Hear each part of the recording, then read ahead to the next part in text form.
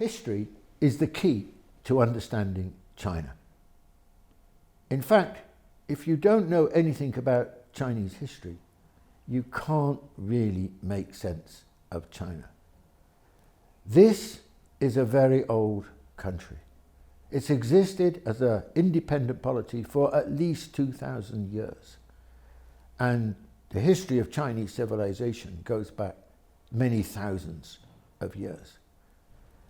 No other country in the world has this continuity of its history like China.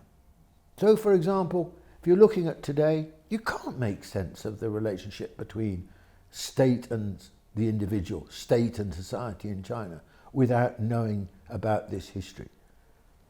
The fact is that China is not really a nation state like most of the countries in the world. It's a civilization state as well as a nation state.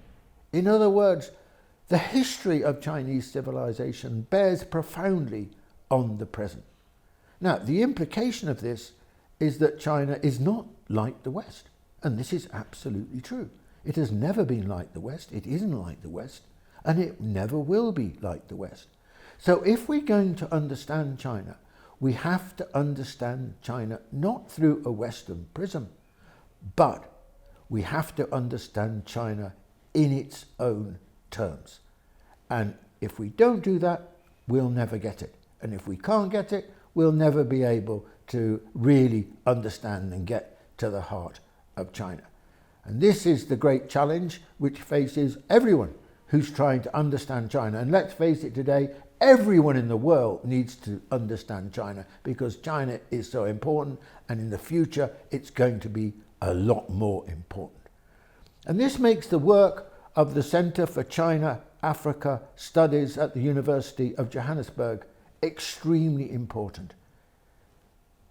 South Africa is entering a closer and closer relationship with China, but still it's ill-equipped to understand China. The resources available for making sense of China are too limited.